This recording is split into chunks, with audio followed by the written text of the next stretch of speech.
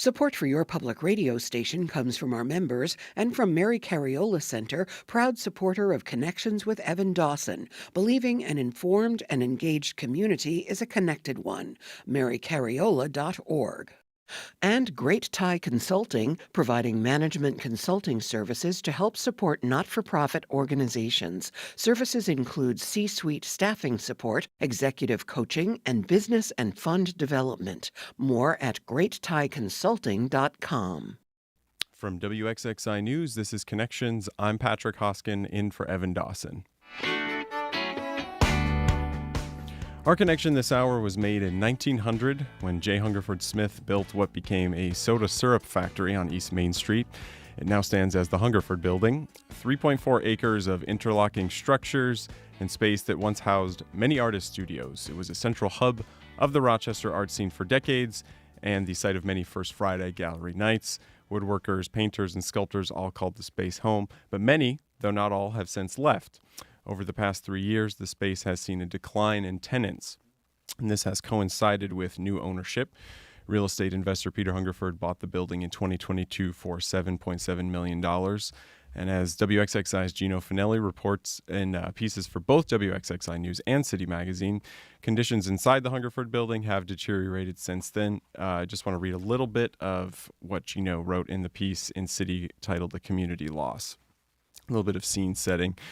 Water leaks openly from pipes throughout the building. Trash and human excrement litter the hallways. Homeless encampments have popped up in the building, and a scent of stagnant water and mold is omnipresent. Most studios are now dark, their inhabitants diffusing outward into various venues around the city. One artist and former tenant now runs her studio out of a spare room in her and her partner's apartment. Again, that's from Gino Fanelli's reporting in the February issue of City Magazine, which is on newsstands now. You can also read that story online at rockcitymag.com. So we're here to talk about what happened to the Hungerford. How can we quantify what exactly has been lost by, again, some, though not all, artists moving out, being evicted in some cases, or simply kind of having to endure these worsening conditions. And to kind of help tell that story, I'm joined by Gino Fanelli, WXXI investigative reporter. Gino, thanks for being here. Thanks for having me. Jennifer Buckley is also here. She's the owner of East Main Clay, which has its studio and storefront in the Hungerford Building. So thanks very much. And Bleu Cease is here. Bleu is the executive director and the curator of the Rochester Contemporary Art Center, which administers First Friday. Bleu, thanks for joining. Thank you. Later this hour, we'll also be joined by Peter Hungerford, the founder and managing principal of PH Realty Capital and the owner of the Hungerford Building.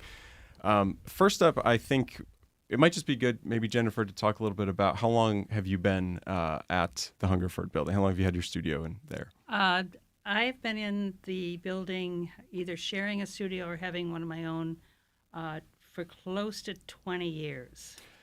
Okay. And most recently in 2020, I took over an old garage and did an upgrade and moved down to the street level. So I have a shop. And what were the conditions like when you moved in versus what they are now? I mean, that might be a very clear example for someone who's been around for so long. Well, the building itself is old, and most of the artists knew going in that, it was an old factory, but it was something that, we all could make our own. And just really quick, I'm sorry to interrupt. Would you just mind pulling that microphone just a tiny bit closer? Okay, thank you. I just want to make sure everyone can hear. Right? Yeah, perfect. Thank you, Blue.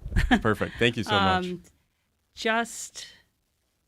We all moved in. Quite a few moved in early on, and it developed into more of a place where everybody could go because the pricing, per square foot was good for a starving artist. And then Blue started the First Friday program, and we joined in right away. And then that's when it took off, and the building was always full of tenants and people waiting for space to open up so that they could move in and be a part of the community that we had, which was the vital part of the building, was the community. Yeah, and I think that's such a key piece of this and what I'd like to talk about, because you talk about the physical space as one aspect of this, but the actual community being made up of the people, the artists, being surrounded by all that in there.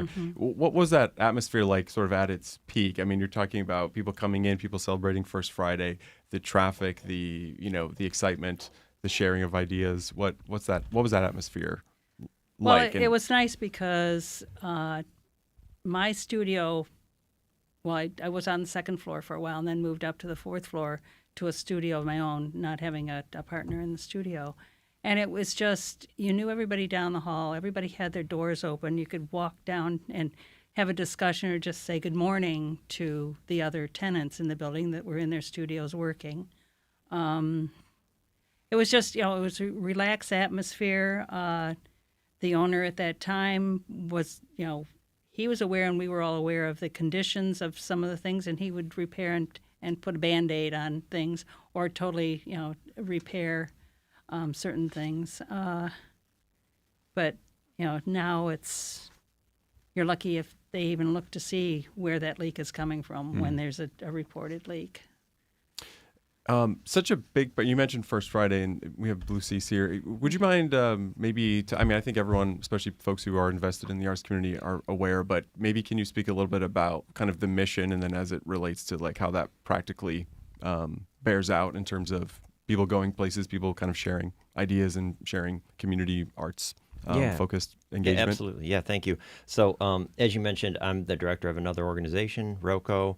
But we also, outside of our programs and exhibitions in our facility, we administer and organize and started this citywide gallery night. Many cities have a gallery night. We started this in 2008 with like 5 venues. The Hungerford joined on very early, after a few months, and had been a integral part of building the whole initiative from the beginning. As such a big building, there were I think upwards of 170 studios. Right around there. Some of those First Fridays, say back 5-7 years ago, they were super active. There might have been 50 plus studios open on one night.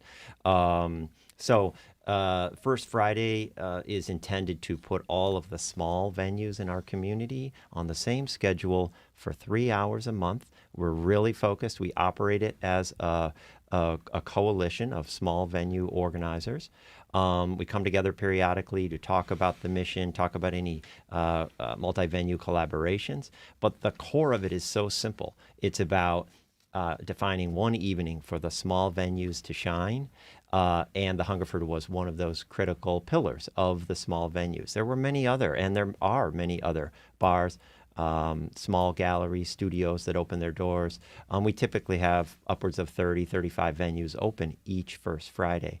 All the First Friday stuff is very positive right now. There were like 12 venues that joined last year, so that's going very strong. But I would say that the loss of the culture of the Hungerford and the sheer number of artists who've been displaced is really leaving a heavy heart on our community, and it's casting a bit of a shadow. We all have a lot more to say about that for sure. Do you want me to continue? I would love if you could talk a little bit about that casting of that shadow. Yeah. Yeah. Well, I think that as Jen alluded to. And I'll touch on some of my awareness and others about similar situations in other cities. There's nothing really special about the Hungerford. You mentioned it as its original construction and what its original light industry was, right? But really, it's just a big box, okay? It's just a simple industrial box with many small spaces, okay? And many of us know that a number of other cities have one or two big buildings like this that artists have inhabited. There's really nothing special about them. It's the people. It's the culture. It's countless artists who invested this big brick box with their blood, sweat, and tears. And we're talking in emotional terms now. But also, they are small businesses. They have invested capital in their building. They've moved printing presses there.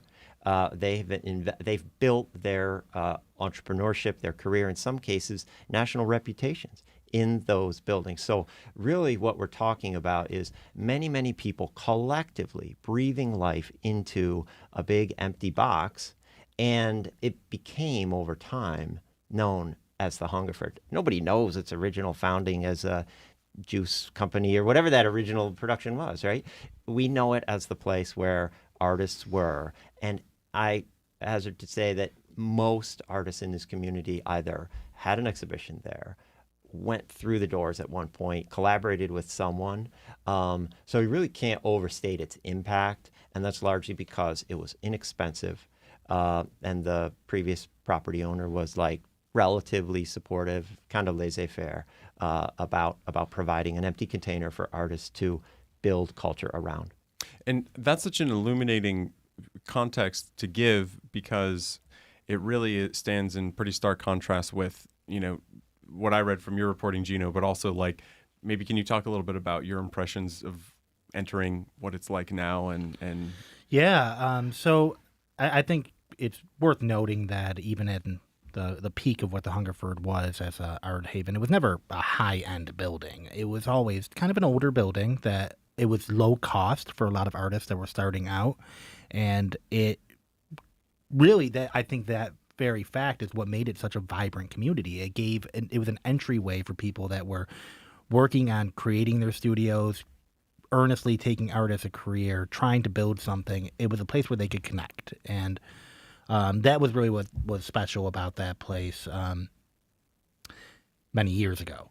But now, I think about when I first went back into the building in January, we spent about 3.5 hours there, me and Max Schulte and a tenant in the building, and went through every floor and looked at pretty much every public space you could access there. And I've been in a lot of bad buildings over the course of my career, a lot of them, and seen some awful stuff in those buildings and how people live. This was one of the worst I've seen in a long time, just from the sheer level of the safety of that building, the biohazards, and the way had very minimal security for people that anyone could walk in. We just walked in. There was no lock or anything that was stopping us from walking into the building.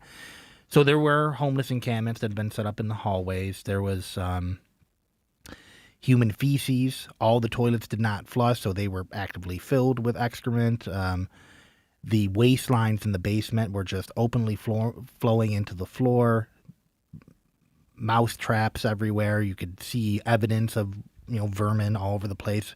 It's also infested with pigeons. It's just virtually anything that could go wrong with a building had gone wrong. And what was incredible to me is these problems for an old building exist, and they take maintenance to prevent them from getting to this point. Mm-hmm. It had been less than 3 years since the building had been transferred ownership, and how it had descended so quickly is it's a fascinating study on how fast these things can deteriorate. And this was very fast deterioration. And so my initial impression after spending so much time in there for the first day was, one, I do not want to be in here anymore. And two, like, this is beyond.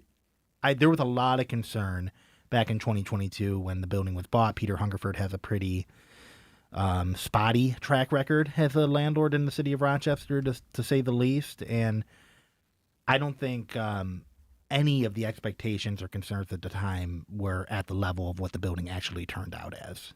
And so we talk about that the different, right? We talk about the physical place, but when it's in that sort of a condition as you're describing, Gino, that translates to the loss of the people, as you were talking about, Bleu. And I think Jennifer, and you can see that bear out in terms of, your own economics too, just being one example, right? Correct.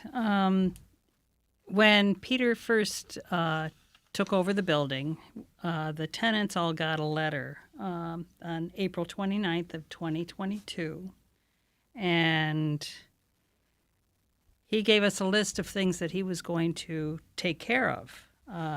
New paving of the parking lot, expansion space in the lower level of the building, meaning the basement, new bathrooms on all floors, modernizing the elevators, renewing the brick and facade, new signage and upgrading entrances, and new property website with online payments and online work orders.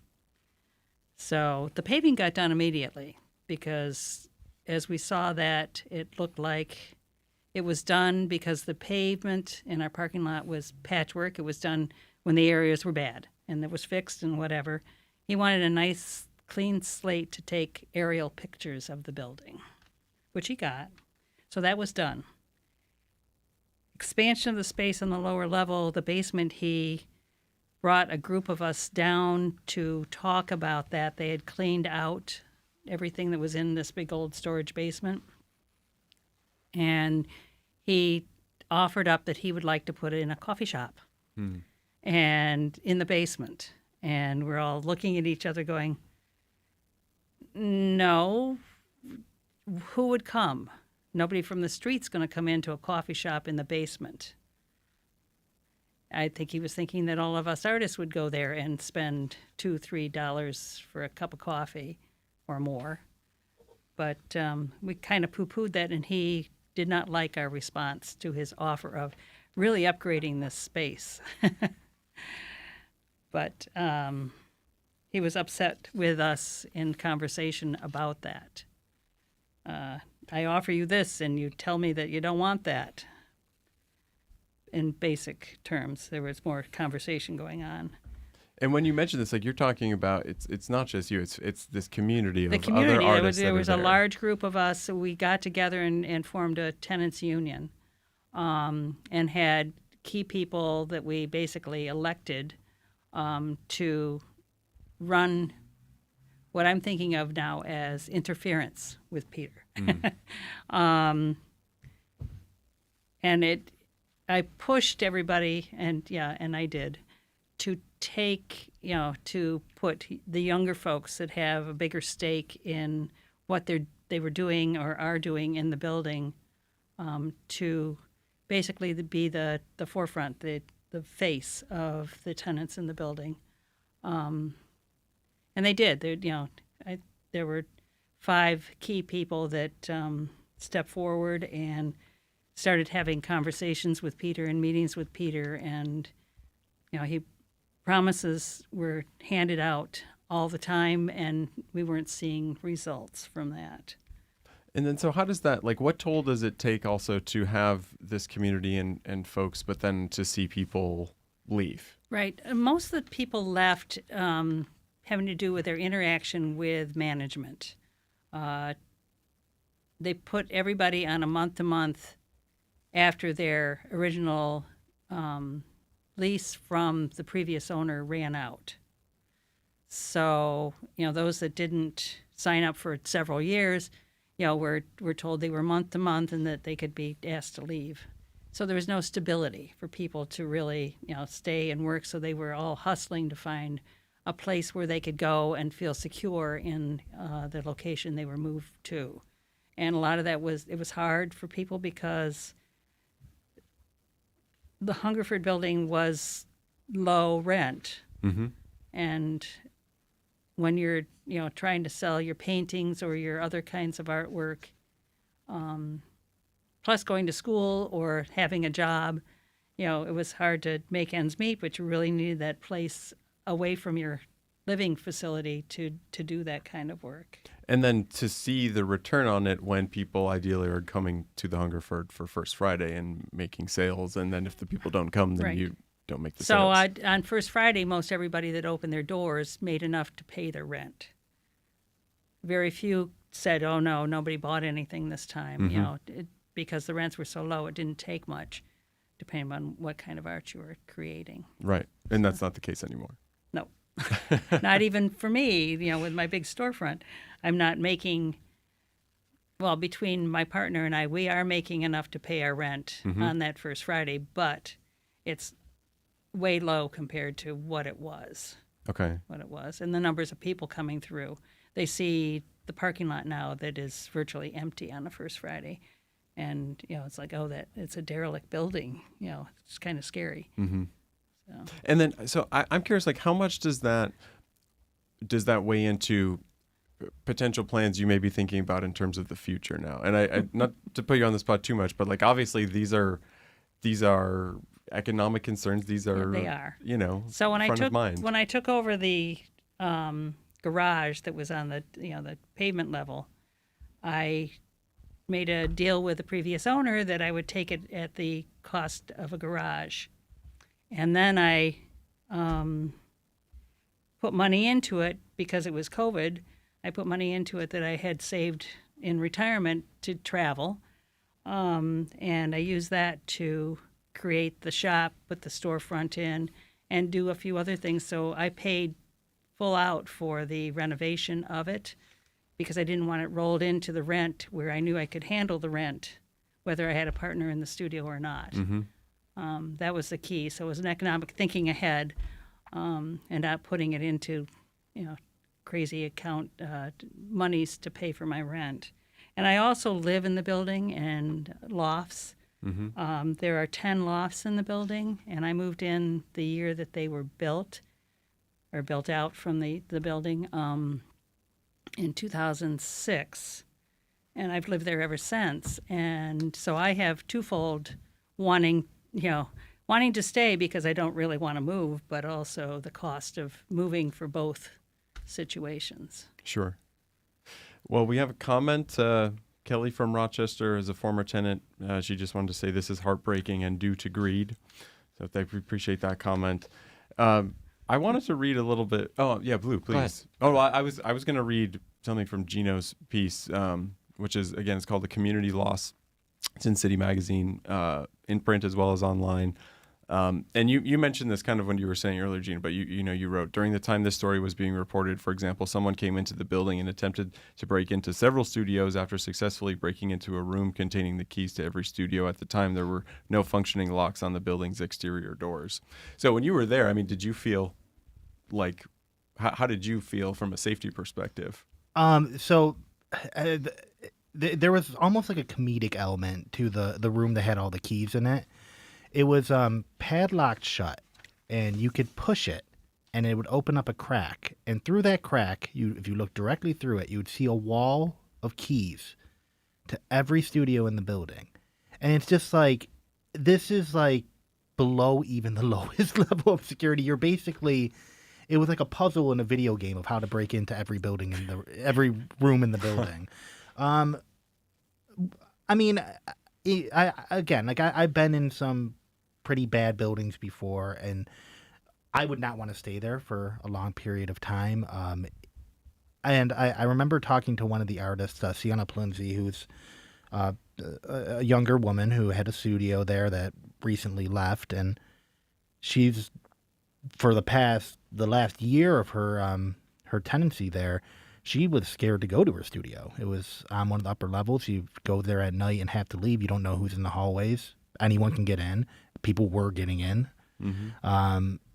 So it was not safe, both from a health and safety standpoint as far as just the actual environment of the building, but also the security of it. And as more tenants leave and it becomes more vacant, that just escalates. It becomes worse and worse and worse. And I think it would be hard to pinpoint an exact point where this spiral started to happen, but 2023, when Hungerford had planned to do the renovations in the basement, he was doing it without a permit.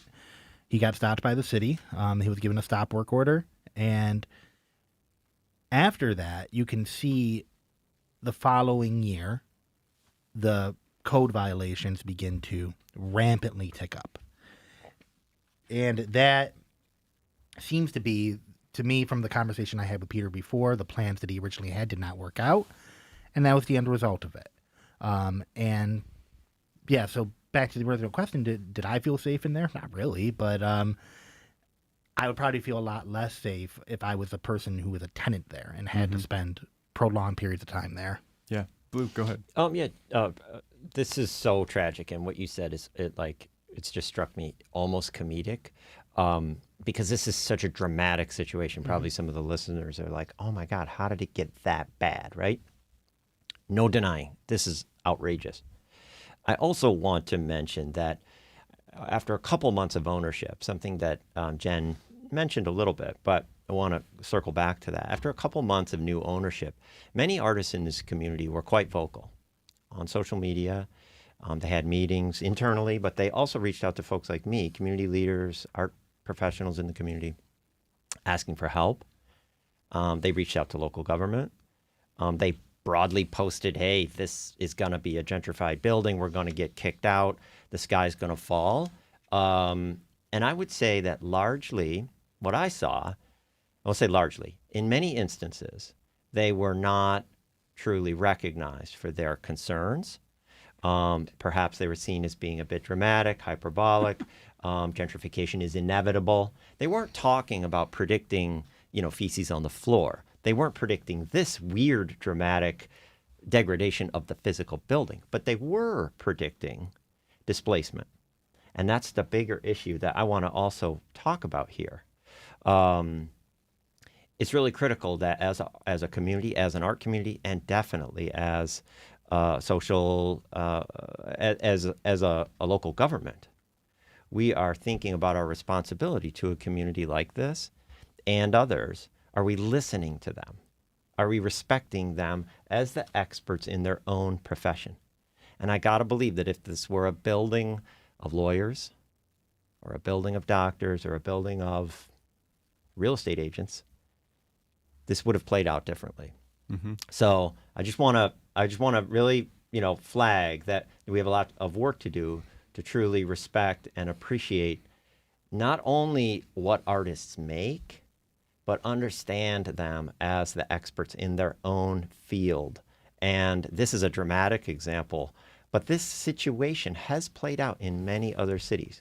There are many other examples of this. 5 Points in Queens. There's this Viking building in Philadelphia. You can read all about it. It resembles the Hungerford so similarly. We can look around at our other cities, and we could have predicted what was going to happen here. Again, maybe not the exact leaks or the degradation of the building, but we absolutely could have predicted the exodus of artists and the displacement, frankly, the destruction of this cultural gem that had been so slowly built over time. And I want to be sure that this isn't some harbinger of more future chinks in our local art community that has taken so long to build and to grow. We're talking the Hungerford Building here on Connections with our guest Jennifer Buckley of East Main Clay, Bleu Cease of the Rochester Contemporary Art Center, and Gino Fanelli, WXXI News investigative reporter. If you'd like to join the conversation here, number locally 585-263-9994. connections@wxxi.org is the email address, or we are on YouTube. Feel free to leave us a comment there. We do have plans to speak with Peter Hungerford. We will do that. First, we have to take a very short break. We will continue this conversation, and we'll be joined by Peter Hungerford, owner of the building, after this short break here on WXXI. This is Connections here on WXXI News. We're discussing the Hungerford Building and the local art scene here in Rochester with our guests Jennifer Buckley, Bleu Cease, and Gino Fanelli. We're also now joined on the phone by Peter Hungerford. He's the owner of the Hungerford Building and managing partner and founder of the PH Realty Capital. Peter, thanks so much for joining us. Yeah, of course. My pleasure. We've been discussing, the state of the building. We've discussed how some artists have left, how that's been impacting the tenants. I definitely want to open this up as a dialogue kind of between all of us.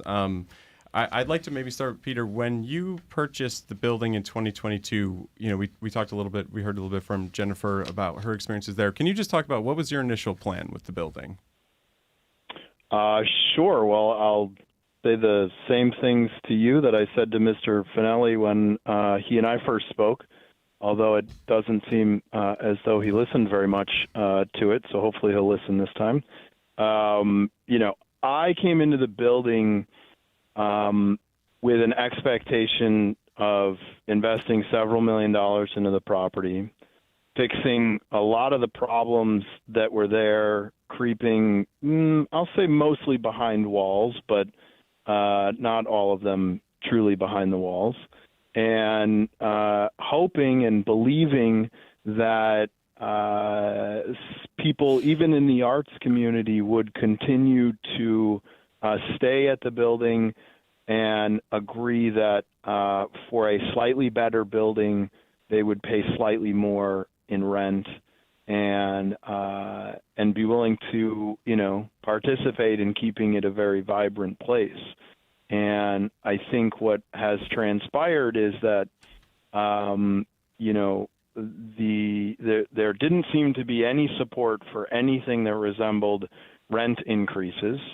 And then on the other side of the ledger, there was really no world in which the building didn't need many, many millions of dollars. And so as those two things became more and more clear, it's, sort of brought us to this place where I'm not sure what's going to happen next right now. But the building needs millions and millions of dollars to keep it functioning responsibly and without raising rents to $12 or $15 a foot or something like this, that, the arts community is just sort of aghast at. I don't know what's going to happen next.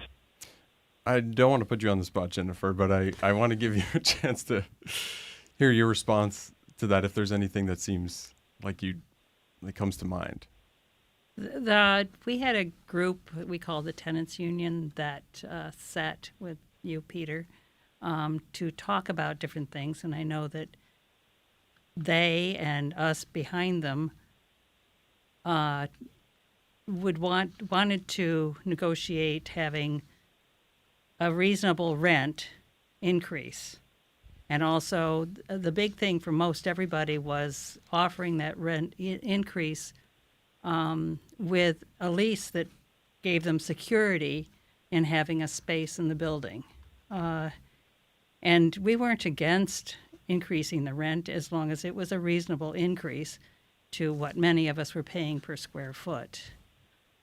It's people at that time, and some of the actions of your folks in the building caused many people to walk away because, first of all, they weren't offered a lease and weren't able to negotiate the cost per square foot, or they just decided that, okay, I'm out of here. I'm going to find someplace else to go. It's, that first year people left quite quickly because of not getting answers to the questions and the security that they needed. And also the other things that weren't being taken care of.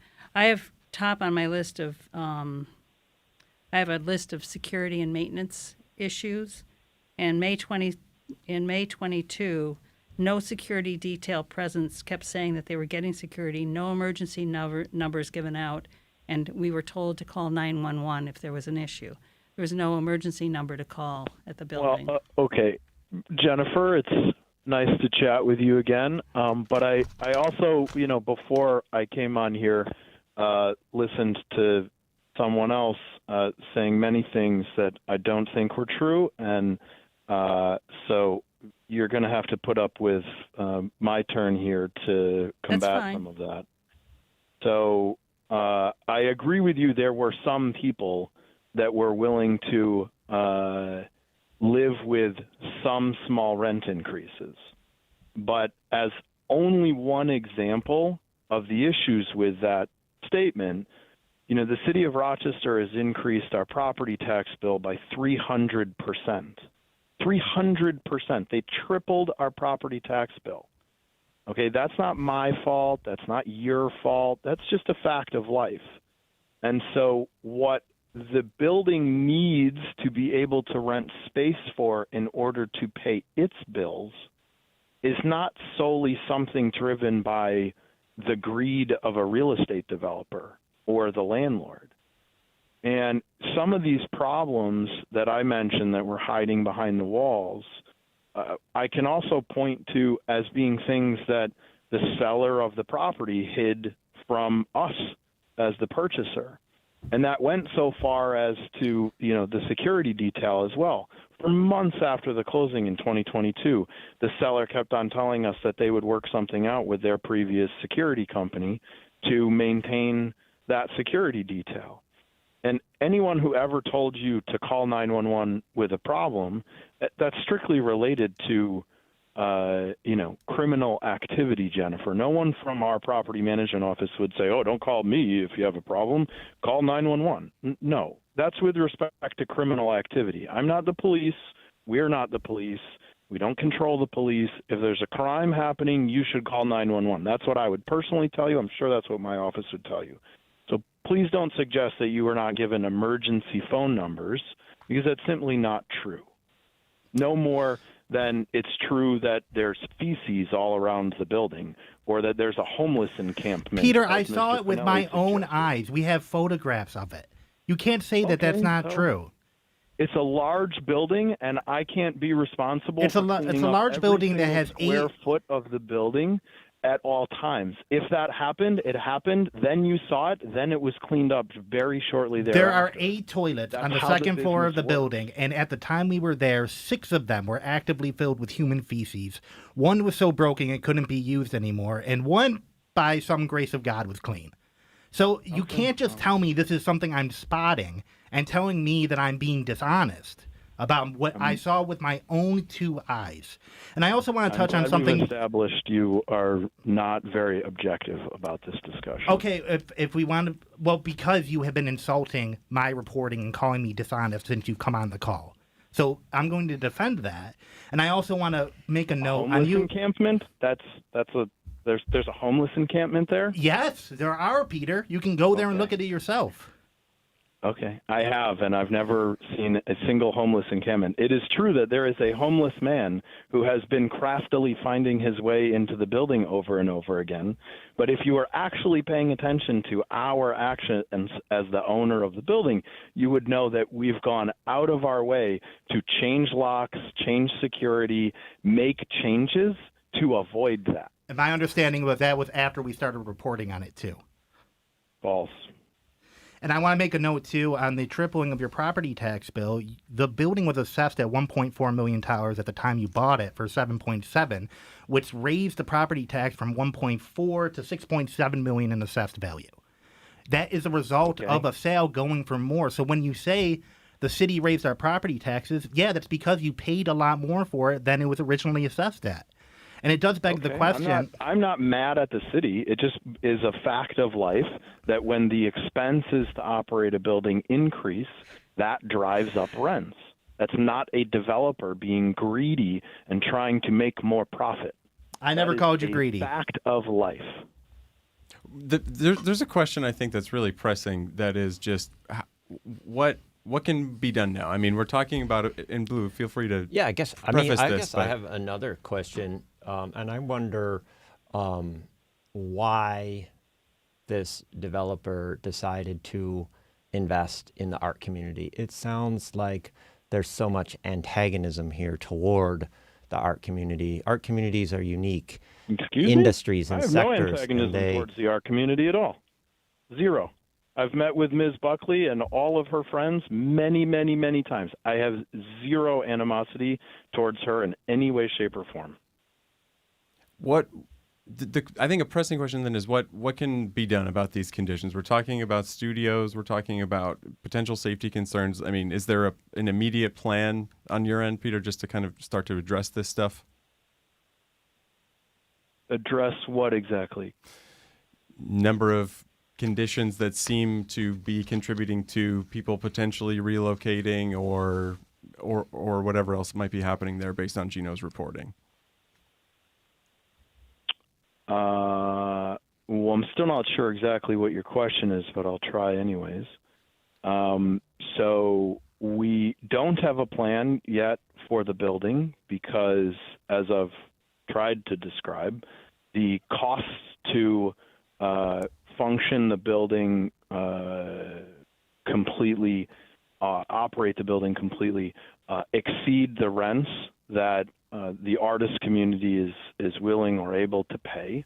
And so we've looked at other users of the building and are considering other users of the building as a possible alternative. The suggestion that the violations are out of control, I also heard that one from before I started, is also simply not true. There's 21 code violations on the building. For a 225,000 square foot building, to have 21 code violations over a period of 2 years is nothing. There was a moment in time where the city believed we were doing work without a permit.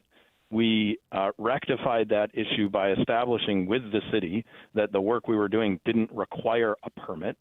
And so that is also a falsehood, that we were somehow skirting rules or laws or regulations. And I don't know exactly what's going to happen with the building next, but never have I ever kicked anyone out of the building or told them they had to leave. We went from the occupancy we were at closing to today without us kicking out a single person unless they didn't pay their rent. If they didn't pay their rent, we were forced to evict a small number of people. But there is not one example you could give me of someone that we've kicked out of the building, because that's never been our intention, never was our intention. Jennifer, how much has your rent raised since we took over? Not by much. Okay, great. Thank you very much. Even Jennifer and I can agree on something. So I have no animosity or antagonistic approach to the arts community. I hoped very sincerely and genuinely to work hand in hand with them from the outset. Unfortunately, it appears that there's not going to be a kumbaya happy moment here in the near future. But I'm far from letting go of the dream that the Hungerford Building can remain a viable cultural object of everyone's affection. And I don't have all the answers, but it is because I don't have all the answers that I wake up every morning and still bang my head against the wall trying to figure out a solution here. Is there anything you want to add, Gino? I saw your wheels turning. I think the main question for me is, yeah, I mean, if there is no plan right now, I mean, is there any consideration of selling it? Is there any option here that you are considering? If you're thinking about it that much, I would like to give you a chance to say, what are some of the thoughts that you're having here? Besides that we just don't have a plan right now, what do you think it could look like? How do you preserve that? That would be my question here. So, Gino, just like in our conversation that we had, I'm open to selling the property. If someone has an idea on what that looks like, I'm all ears. The problem that I faced of escalating costs in operating the property is a problem that has another negative side of it, which is the effect it's had on the people that used to occupy the building. And, when I took over this building, the fire safety issues that existed in this property were reprehensible and absolutely nothing short of irresponsible. We've rectified those problems. I don't like the state of the building today, but I know of one homeless person who has found his way in and out on multiple occasions, but I don't think he's there now, and there are absolutely no homeless encampments at the property. What happens next? I don't know, but I'm all ears to anyone who has productive solutions. There might be a value here, and maybe throwing to you, Jennifer, about what would you like to see happen next? Well, if I had several $1 million, I'd go through methodically and work on areas of the building to bring it to what you could probably, or a owner could probably charge for $14+ per square foot. There is so much needed to be done, and I agree that when you took it over, there would have been money needed to be invested in order to bring things up. But we also had, some things that are no longer there, the security and just maintenance of the building. Right now, the parking lot has not been salted, and it's an ice rink. And it's, due to the weather, of course, but the maintenance issues continue on. That's one that is right now top of my mind because I could fall in that parking lot because of its condition. So Jennifer, here again, I'm surprised we actually find ourselves agreeing. If I could fill the building with people paying $14 a foot Right. in rent, that would be plenty to cover all the operating costs and then some, and would make my day. Right, but some amenities, some of the things that need to be done to the building would have to be done and shown that things are being taken care of before anybody would be willing to, including myself, pay $14 a square plus. That's the situation. There was nothing showing us that things were being upgraded or taken care of, even from your initial list that you gave us, sent us a letter to the whole. So you're telling me that if I had given you a rent increase to $14 a foot 2 years ago, you would have said, "Great, Peter, please take care of the building. I will happily pay $14 a foot." No, show me that you're taking care of the building. That's what it is. I wasn't going to pay $14 for something that there's no evidence of upgrading. So you would like me to invest $5 million in the building, and you promise me you're going to be willing to pay $14 a foot when I'm done? Yeah, that would be worth it if you do the upgrades that, I don't think that's a conversation we would have had 2 years ago, but if I'm glad we're having that conversation. Well, possibly you and I, separate from other folks in the building, might have had that conversation. Show me that you can do this, and then offer me a lease and an increase in my rent. I appreciate the cynicism, and it's appropriate. We have a quick comment I just wanted to get to. This is from Kelly Cheadle, an artist and former tenant. She says, the owner doesn't have the capacity to take responsibility for this building, either for its condition or for his actions and inactions that led to the destruction of both the structure and the community within it. His choices forced tenants out, and now our entire community is suffering the consequences. This is how gentrification happens. This is to your earlier point, Bleu. Artists and small businesses build a space up only to be pushed out when it becomes valuable to investors. That seems to be representative of at least a portion of some of the tenor of the conversations happening here. And I think this might correspond to something that you were going to say about the sort of the larger conversation we were having, Bleu. Yeah, I mean, again, I think that it's hard for me to understand the investment in a community and a building that has such a unique identity without truly understanding that community, its needs, its willingness to pay 10 or 12 or 14 a square foot. Those are details, but those are the dollars and cents that are kind of being blamed for this situation. So again, I just think that we as a community, we want to support the arts. We value the arts.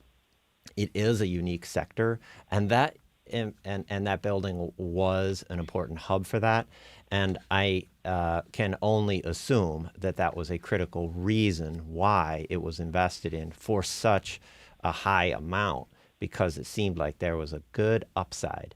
Well, apparently the upside isn't quite there, but the downside was there. The artists were there because the rent was affordable, and now they're gone because there really didn't seem to be a solid understanding of what makes an art community, what holds those artists to a big brick box, and make it this beloved space, which it seems like it's going to take a lot more than just dollars to rebuild. We're getting really close to the end here. Is there sort of final thoughts? Jennifer, I know you've Well, I have a question. What were the fire issues? I never thought there was anything going on.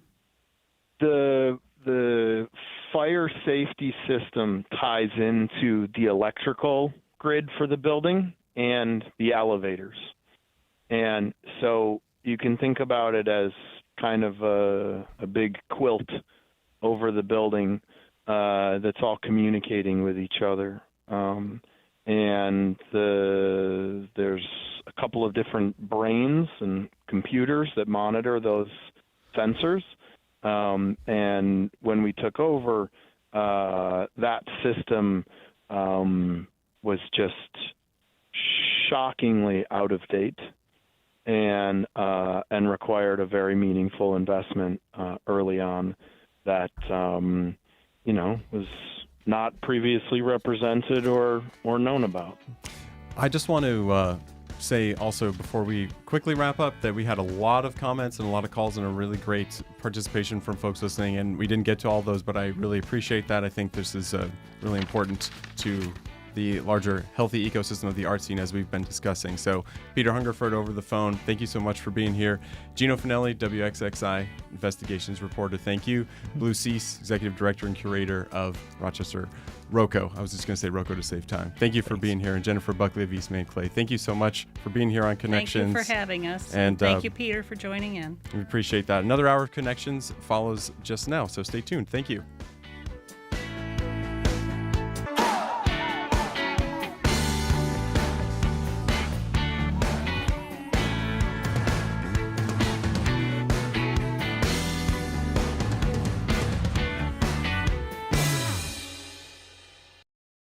This program is a production of WXXI Public Radio.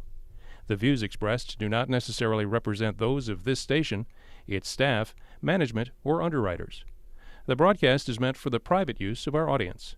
Any rebroadcast or use in another medium without expressed written consent of WXXI is strictly prohibited. Connections with Evan Dawson is available as a podcast. Just click on the Connections link at WXXInews.org.